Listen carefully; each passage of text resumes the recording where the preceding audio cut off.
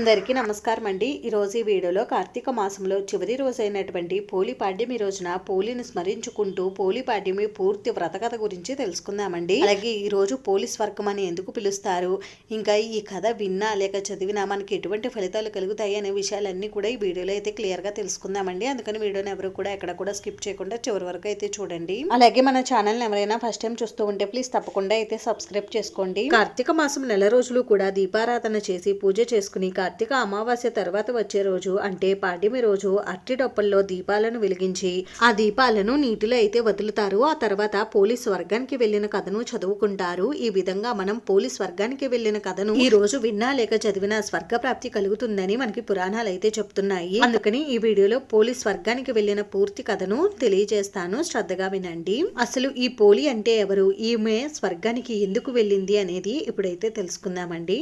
ఎవరైతే ఈ పోలీస్ స్వర్గమునకు వెళ్లి కథను నిర్మలమైన మనస్సుతో భక్తి శ్రద్ధలతో వింటారో వారికి అంతా కూడా మంచి జరుగుతుందని మనకి పురాణాలు అయితే చెప్తున్నాయి. కార్తీక మాసం అంటేనే ఎంతో విశేషమైనది. కార్తీక మాసానికి మించిన మాసం లేదని మనకు పురాణాలు అయితే చెప్తున్నాయి. కార్తీక మాసం భక్తి శ్రద్ధలకు, పుణ్య స్నానాదులకు, దీపారాధనలకు, దేవతారాధనలకు చాలా విశేషమైనది. కార్తీక మాసం చివరికి రాగానే పోలీస్ వర్గమునకు వెళ్ళు కథ వినాల్సిందే అని అంటారు. అన్ని పూజలు వ్రతాలు ప్రత్యేకమైన ఈ కార్తీక మాసంలో వినే ఈ కథ కూడా చాలా ముఖ్యమైనది. కార్తీక మహత్యాన్ని తెలిపేటటువంటి కథలలో పోలీస్ వర్గం కథ కూడా ఒకటి. పూర్వంన పోలి అనే ఒక స్త్రీమూర్తి ఉండేది. ఆవిడకు పెళ్లి అత్తవారింటికి చిన్న కోడలిగా వెళ్ళింది. పోలి అత్తగారు తన నలుగురు కోడళ్లతో ఇష్టంగా ఉండి ఆఖరి కోడలైనటువంటి పోలితో మాత్రం అసూయగా వ్యవహరించేది. ఆమెకు మాత్రమే ఇంట్లో పనులన్నీ చెప్పి చేయించేది. ఇంకా ఆమెను ఎప్పుడూ కూడా ఇబ్బంది పెడుతూ బాధ పెడుతూ ఉండేది.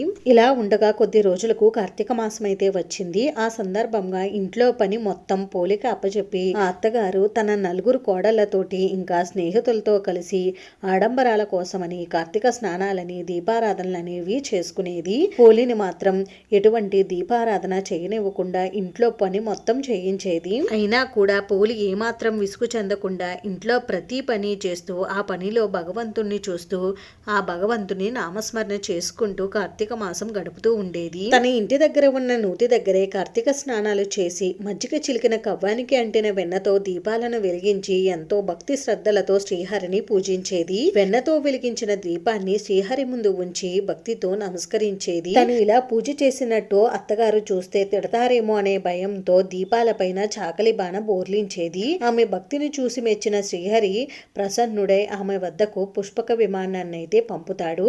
శ్రీహరి ఆమెను స్వర్గమునకైతే రప్పించాడు. పుష్పక విమానంలో స్వర్గానికి వెళుతున్న చిన్న కోడలిని చూసి అత్తగారు మిగిలిన వారు ఆశ్చర్యపోయారు. ఇది పోలి స్వర్గమునకు వెళ్ళు కదా. ఈ పోలి పాడ్యమి రోజున పోలి స్వర్గానికి వెళ్ళింది కాబట్టి దీనిని పోలి స్వర్గం అని కూడా పిలుస్తూ ఉంటారు. పోలి పాడ్యమి రోజున పోలి స్వర్గమునకు వెళ్ళు ఈ వ్రత కథను ఎవరైతే భక్తి శ్రద్ధలతో వింటారో వారికి శ్రీహరి అనుగ్రహంతో పాటుగా స్వర్గలోక ప్రాప్తి కూడా కలుగుతుందని అంటారు. కార్తీక మాసం నెల రోజులు కూడా పూజను ఆచరించుకోలేని వారు కనీసం ఈ పోలి పాడ్యమి రోజునన్నా దీపారాధన చేస్తే ఈ నెల మొత్తం పూజ చేసిన ఫలితం అయితే కలుగుతుంది. ఇంకా పోలి పాడ్యమి రోజున పూజ అంతా కూడా పూర్తయిన తర్వాత తప్పకుండా పోలి స్వర్గమునకు వెళ్ళు కథను వినాలండి. ఈ కథ వింటేనే మనకి పూజా ఫలితం అయితే దక్కుతుందని అంటారు. అంతేనండి, చూసారు కదా. ఈ వీడియో మీకు నచ్చితే ప్లీజ్ లైక్ చేసి షేర్ చేసి సబ్స్క్రైబ్ చేసుకోండి. Thanks for watching.